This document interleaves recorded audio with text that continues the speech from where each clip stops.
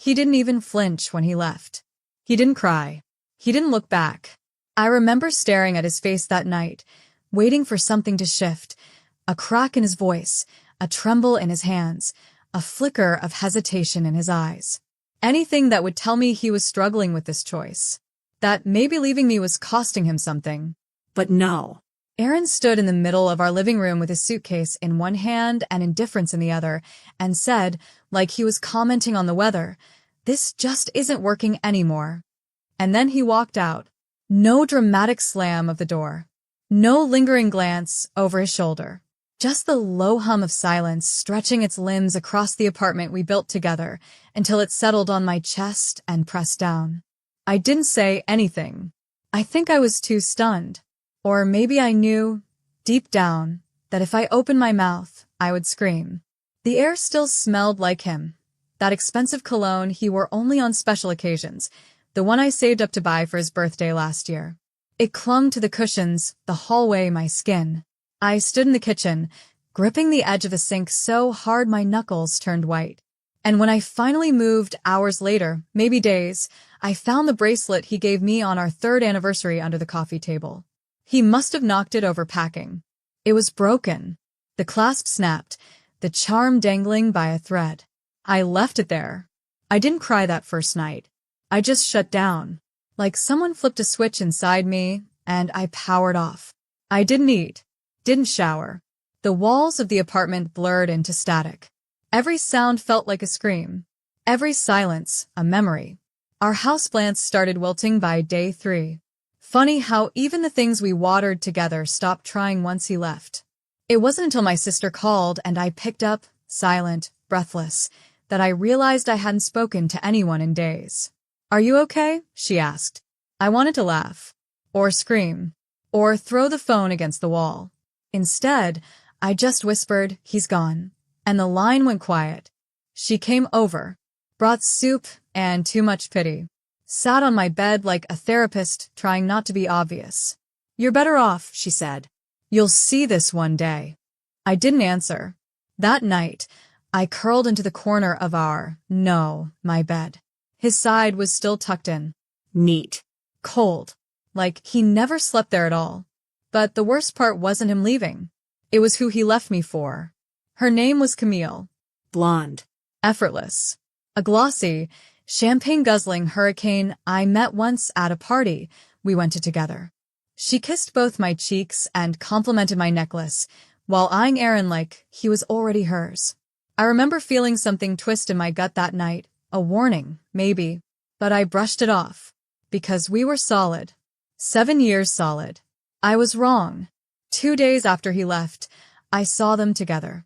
Posted like a prize on his Instagram story, clinking glasses on a rooftop bar. She was draped over him like victory. He was smiling. That smile he used to save just for me. The caption read, "Right where I'm meant to be." I didn't eat for 2 more days after that. People talk about heartbreak like it's one loud moment, a scream, a sob, a slap. But mine was quiet. It stretched across hours, across days, like a slow bruise you don't notice until someone touches it. I kept thinking, he'll regret this. He has to. But even that felt hollow. Because the truth was I didn't want him back. I just wanted him to hurt the way I did. But Aaron didn't hurt.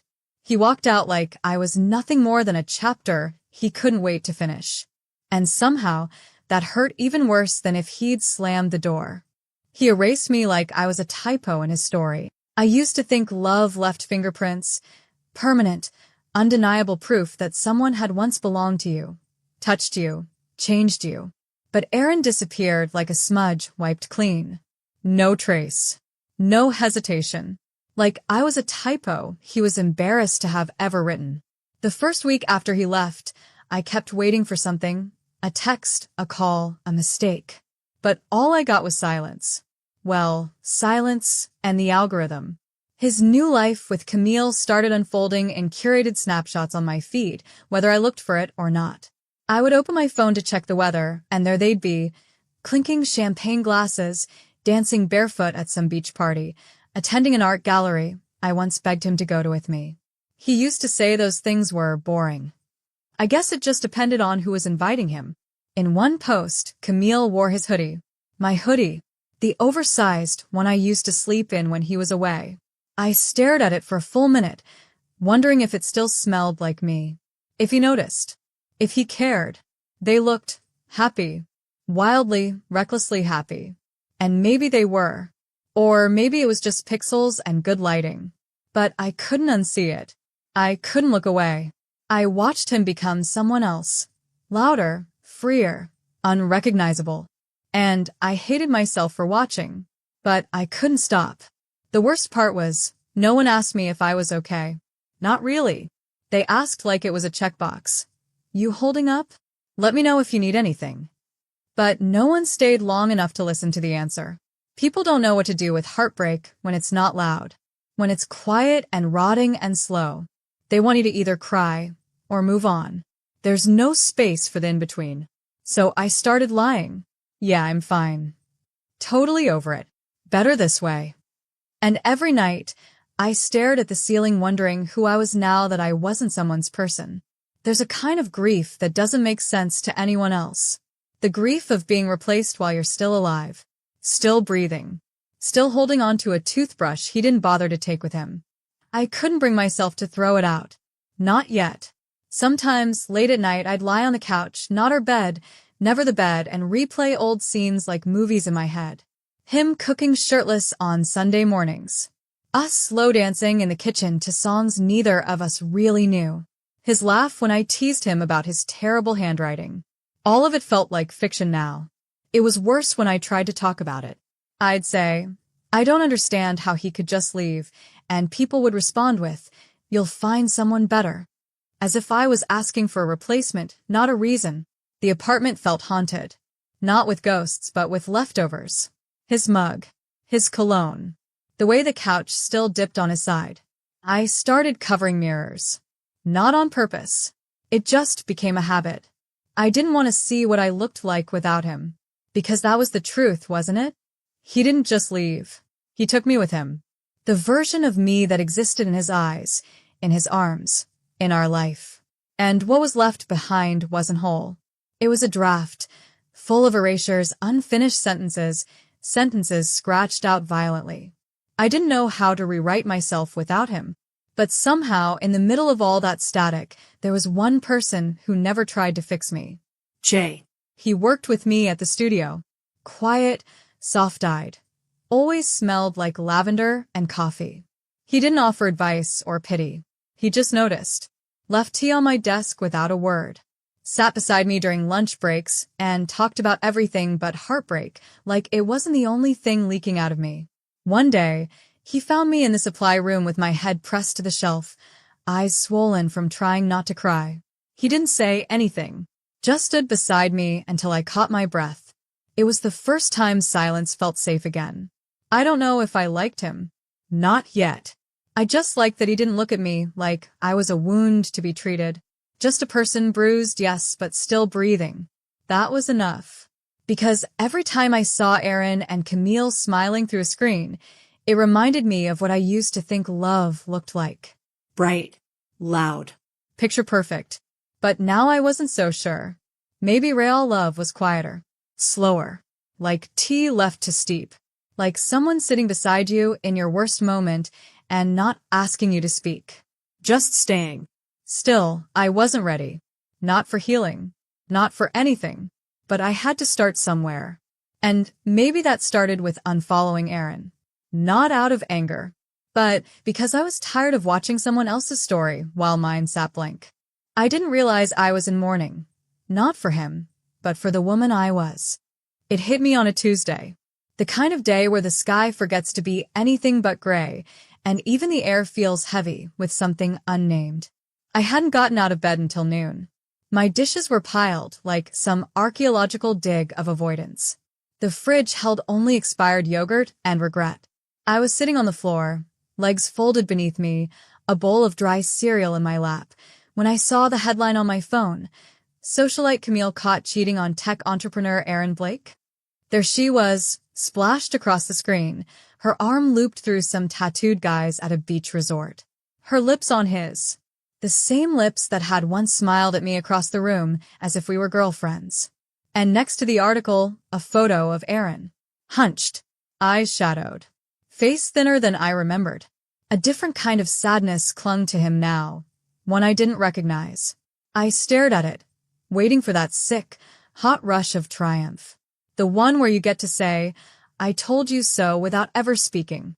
The part of me that still bled wanted him to ache, to be wrecked, to crawl. But I felt nothing. Not relief, not satisfaction, not even anger. Just emptiness. Because by then it wasn't about him anymore. The betrayal had long since stopped being the sharpest pain. What hurt more was everything I let die while trying to keep us alive. My dreams. My voice. The soft edges of who I used to be. I started to wonder if I had mourned the wrong loss. Not the man who left me, but the woman who allowed herself to disappear just to be loved. The woman who second-guessed every instinct. Who apologized first, even when she hadn't done anything wrong. Who shrank herself to fit inside someone else's comfort zone. Who laughed less, dimmed down, made herself easier to swallow. That's who I was grieving. Not Aaron. Not his absence. But my own. So I stood up, left the cereal on the floor, walked into the bathroom and stared at myself. Really stared.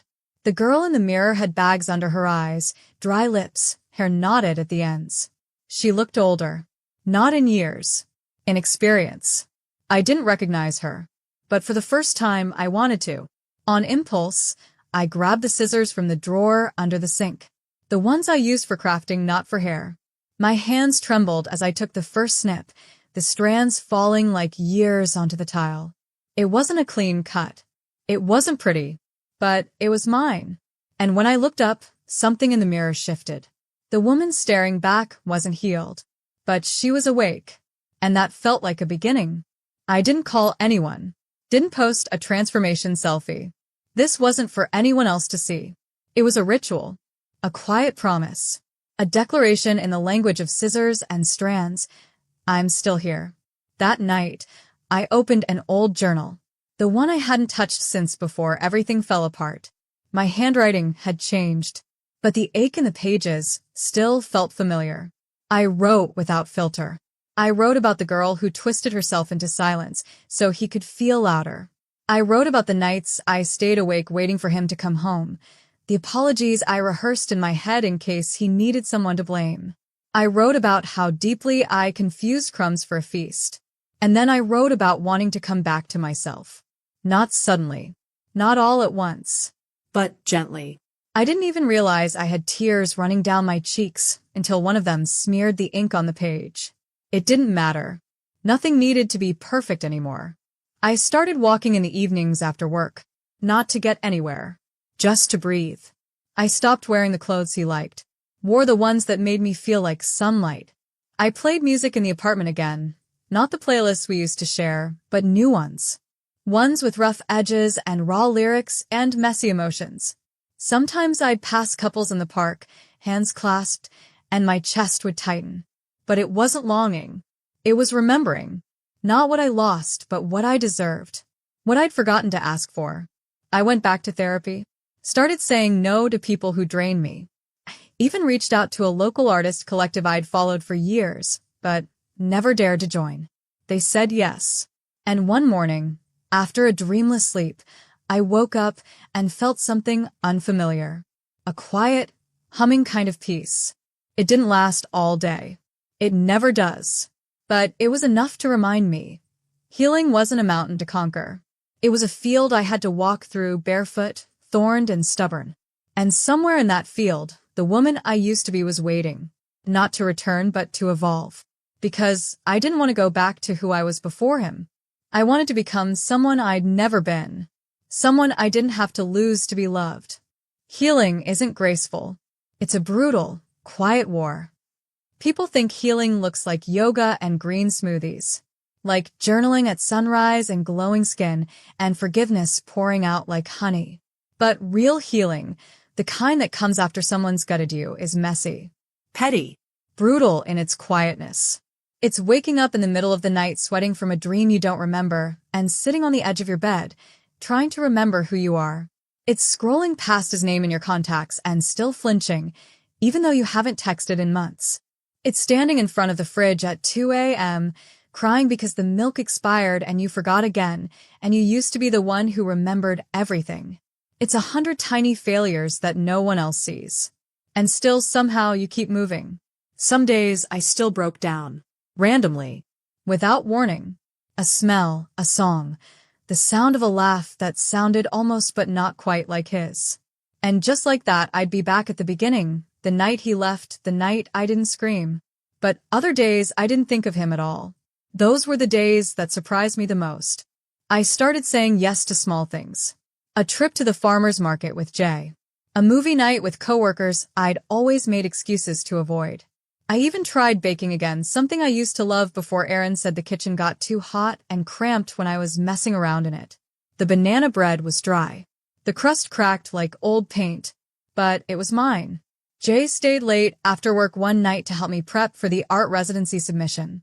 I hadn't told anyone I was applying, not even my sister. I didn't want to jinx it. I didn't want to hear, "Are you sure you're ready?" I just wanted to try.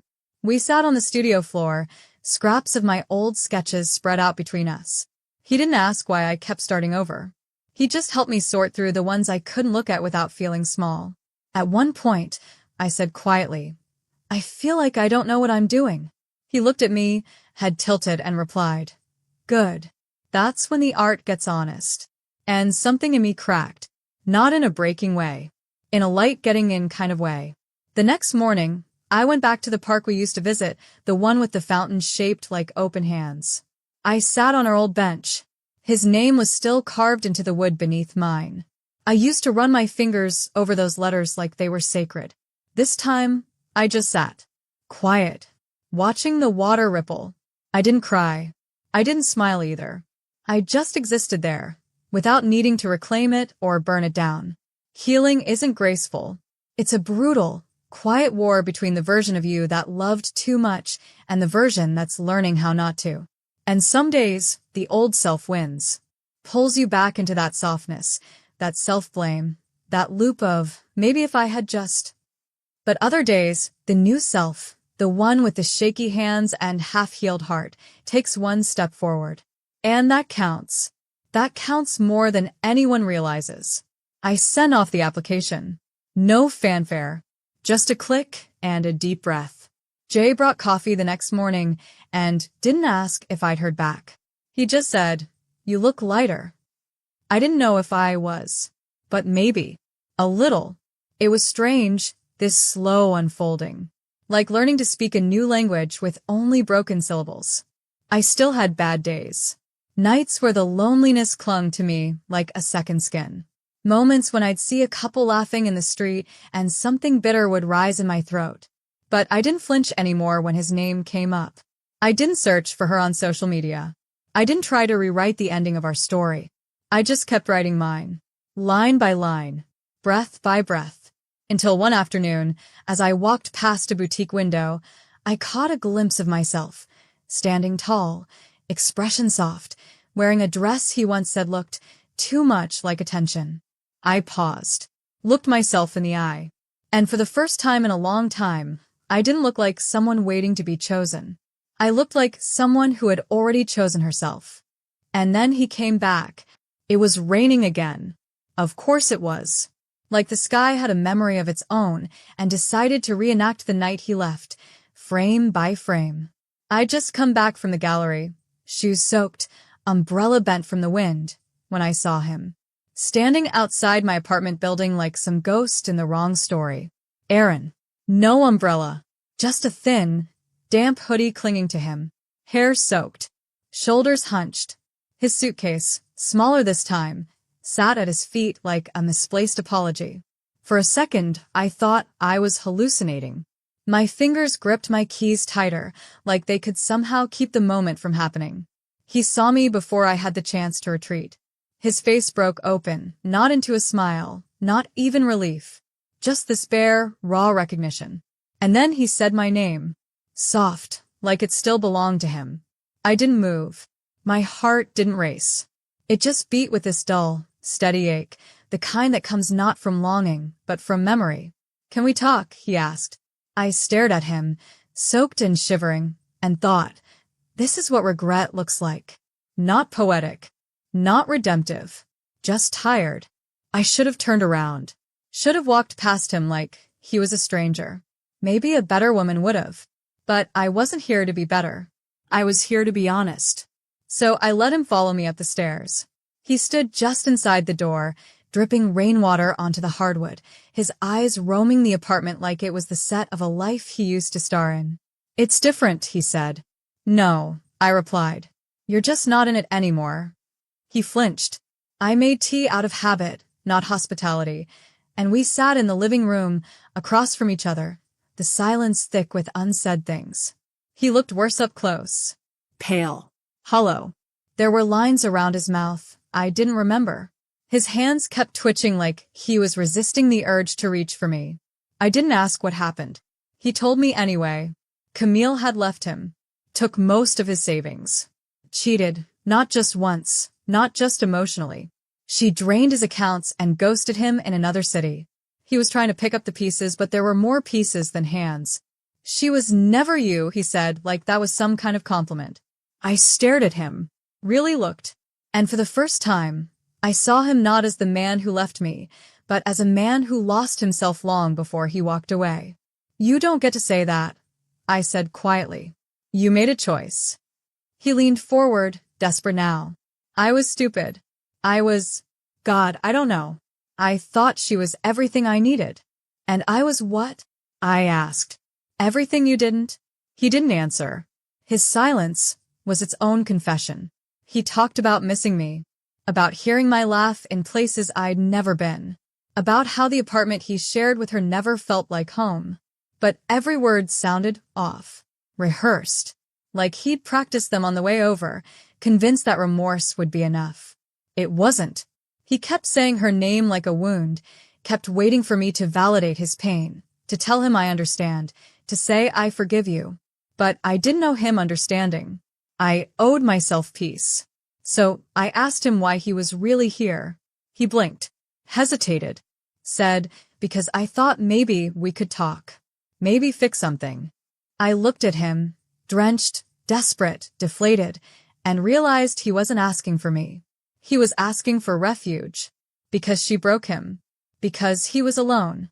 Because I had once been soft, safe, unconditional. But I wasn't that woman anymore. I got up, walked to the window. The rain was lighter now, misting against the glass like a whisper. I could see his reflection beside mine, blurry, smaller somehow. I'm not your shelter, I said. Not anymore. He didn't argue. He just sat there, shoulders sinking lower, the weight of his choices finally settling in. And in that moment, I didn't hate him. I pitied him, because he hadn't just lost me. He'd lost the version of himself that I used to believe in. I opened the door. Not to invite him back, but to let him leave properly this time. He looked at me, eyes glassy, lips parted like he might say something that would rewrite the story. But there was no more story.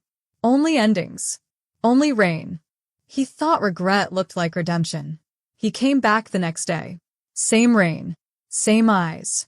Same suitcase, like he hadn't unpacked even the guilt. This time, I didn't let him inside. I stood at the door, arms crossed, body angled just enough to make it clear. I was a threshold now. One he couldn't cross without consequence. He said he didn't sleep. That he kept replaying everything in his head. That the silence between us felt louder than anything Camille ever gave him. I was so wrong, he said. I didn't see what I had until I lost it. There it was. The script. I let him speak. Let him pour his guilt like it might cleanse him. He talked about our memories, cherry-picked, polished, like returning to them gave him some moral right to stand in front of me again. The way you used to look at me, he said, his voice cracking, I didn't realize how rare that was. I almost laughed, not because it was funny, but because he really thought that wanting me again was the same as deserving me now. He thought regret looked like redemption. But regret is easy. Anyone can miss a warm bed when theirs has gone cold. Anyone can long for peace when chaos chews them raw. Regret is a ghost. Redemption requires resurrection. He hadn't done the work. He hadn't faced himself. He hadn't apologized for what he did, just for how it turned out. There's a difference. You didn't miss me, I said. You missed the version of you I let exist when you were with me. That made him pause. Like he hadn't even considered it. Because I used to be soft.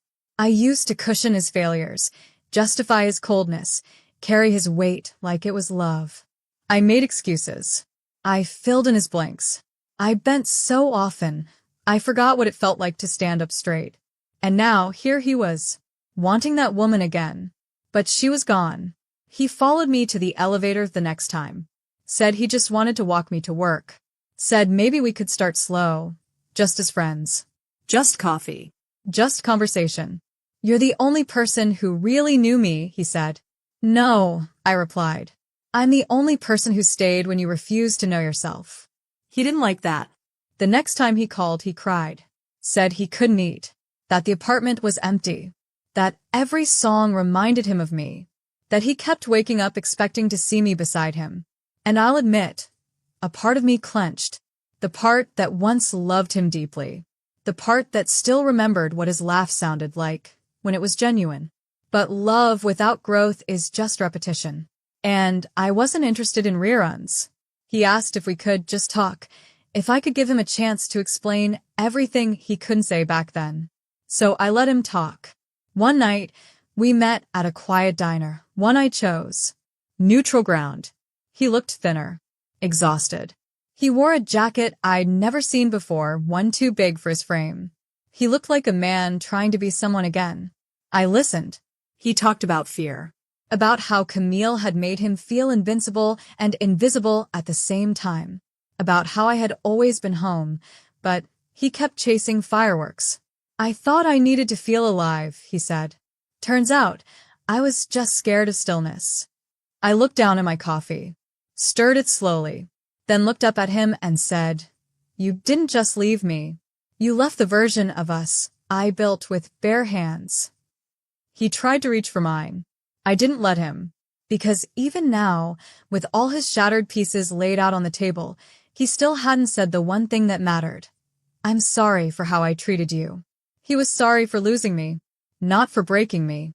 And that matters. We said goodbye quietly. No tears. No promises.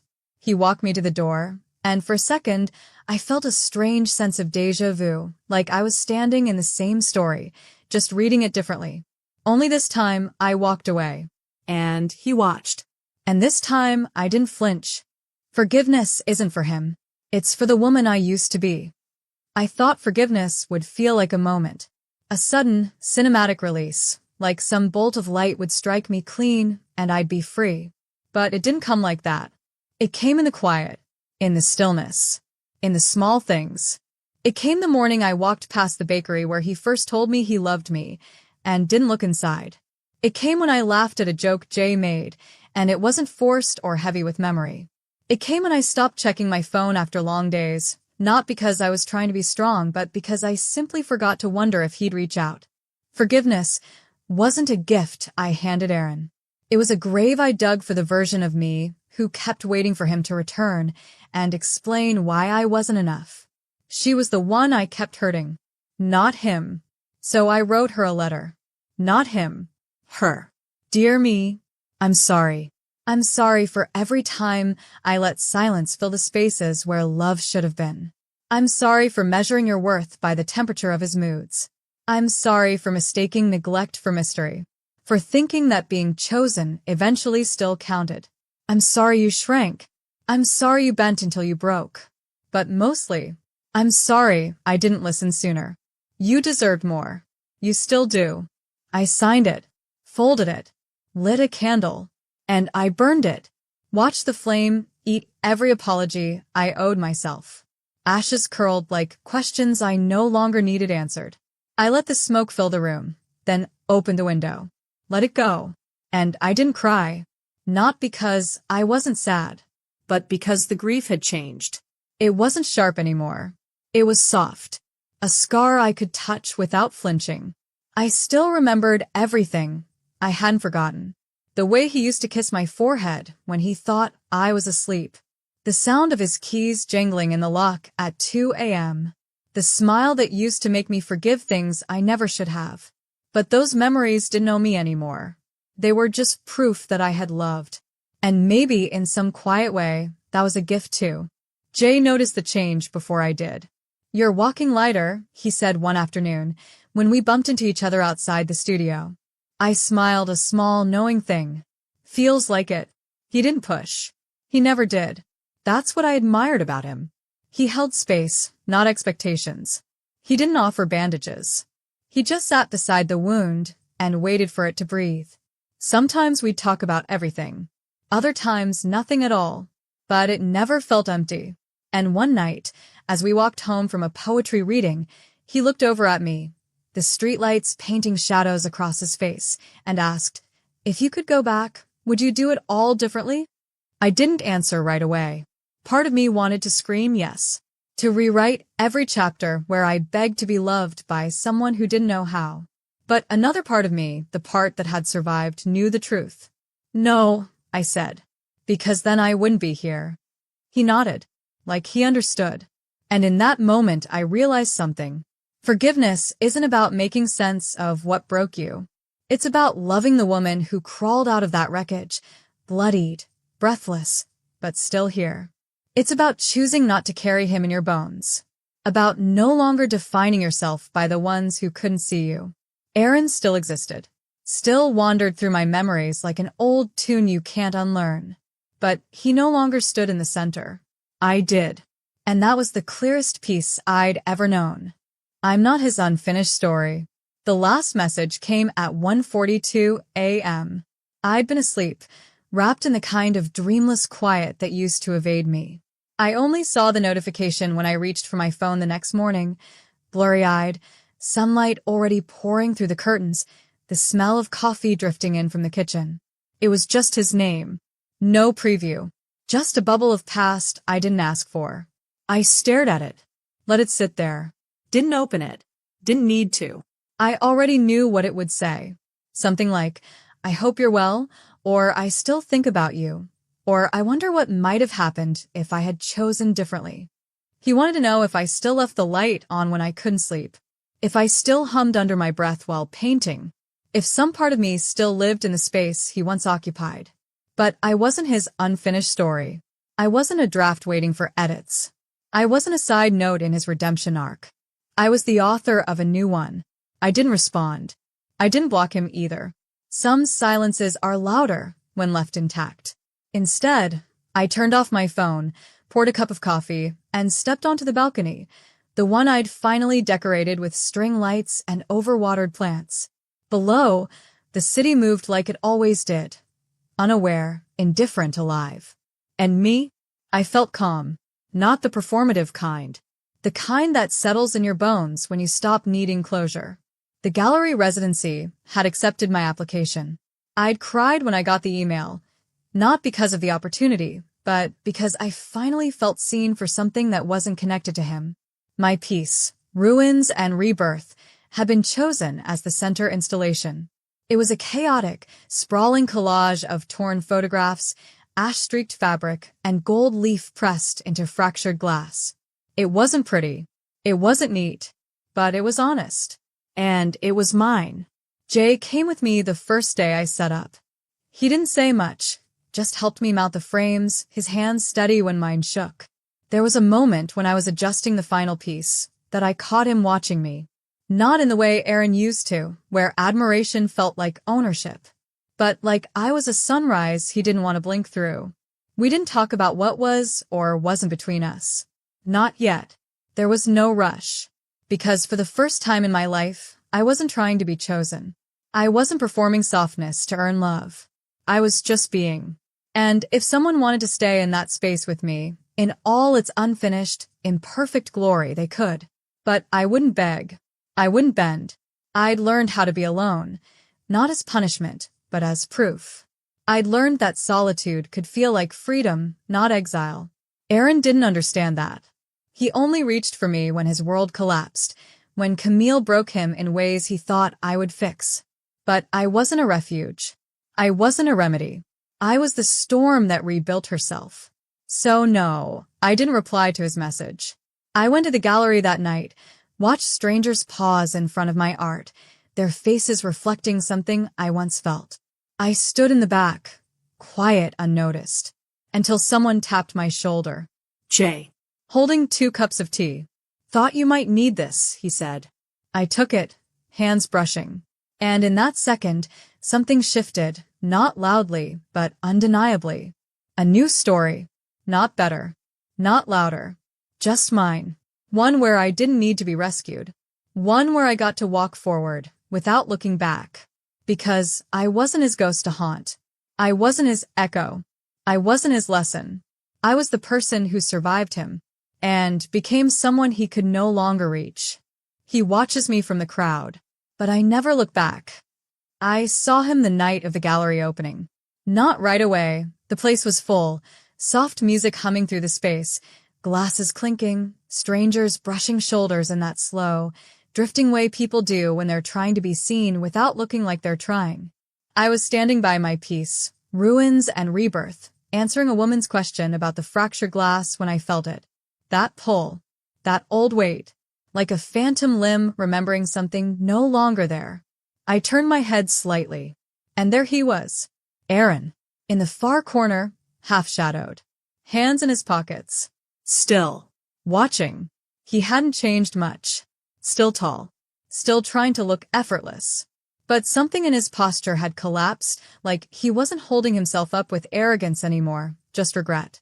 He didn't move toward me. He just stared. Maybe he was waiting for me to notice him, to break the distance. Maybe he thought I'd smile. A nod. A wave. I didn't. Instead, I turned back to the woman, answered her question, and let the moment pass like a breeze through an open window. He didn't belong here. Not in this room. Not in this chapter. Not in this version of me. I had bled for this moment, quietly, privately, piece by piece. Every stroke of paint on that canvas was pulled from a place he once wrecked. Every torn photograph sealed beneath the resin was a memory I had to survive. Every gold line was where I put myself back together. My story wasn't about him anymore. But I knew, as I stood there, my name glowing softly on the wall, people leaning in to study the pain I'd alchemized into beauty, that he finally saw it. What he broke. What I rebuilt. He stayed for almost an hour. Never spoke. Never interrupted. Just lingered at the edges, like a shadow fading with the light. When I turned to walk away from my installation, I caught one last glimpse of him in the reflection of the glass, standing in front of the sculpture I made from the bronze cast of a broken ring. The same one he gave me on our 5th anniversary. The one I couldn't throw away. It had been warped in fire. Melted. Twisted. Solid again. A ruin made into something indestructible. I don't know if he recognized it. I don't know if it mattered. Because I never looked back. I walked through the gallery like a woman finally arriving in her own life. Not flawless, but whole. Jay found me near the courtyard later, away from the hum of conversation. He offered me a quiet smile, didn't ask if I saw Aaron. Maybe he already knew. Instead, he simply said, "You did it." And I nodded. Not because the night had gone perfectly, not because I'd reached some cinematic peak of healing, but because I was here. I had survived the unraveling, and now I was making something new. Aaron wasn't around anymore. He was just a reflection, a distant figure behind glass. And me? I was the one walking forward, barefoot, Brave. becoming. I loved him, but I love my peace more. It's quiet here, the kind of quiet that doesn't ache. You don't notice how loud your life was until the noise is gone, the tension under your skin, the pretending, the waiting, the constant reaching across a distance that never closed. I wake up now to the sound of the sea. Not some metaphor, the actual sea. I moved a few months ago, just far enough from the city to hear the waves at night and smell salt in the morning. There's a small art studio beneath my apartment. Light pours in through the windows around 3 in the afternoon and washes everything in gold. Sometimes I forget how far I've come until I catch my reflection in the glass, paint on my skin, bare feet on the tile, a softness in my expression I thought I'd never feel again. I still think about him.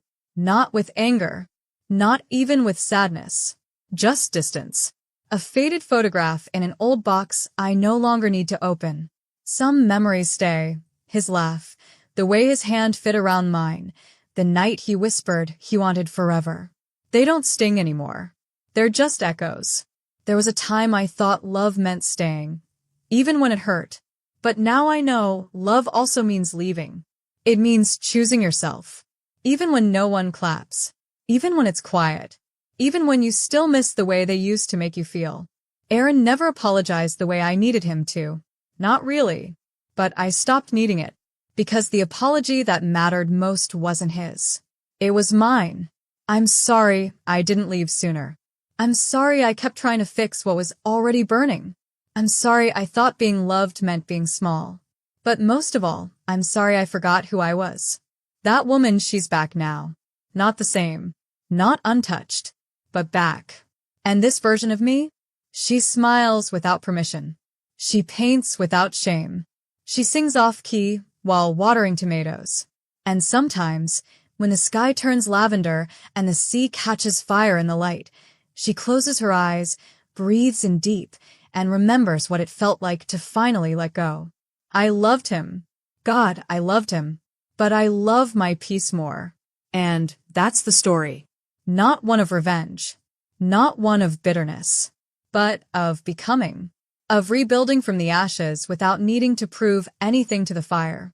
So if he ever thinks of me, if he ever wonders what might have been, if he pictures me alone somewhere, longing, I hope the image burns through the lie. Because I'm not waiting. I'm not looking back. I am free. And I am finally mine.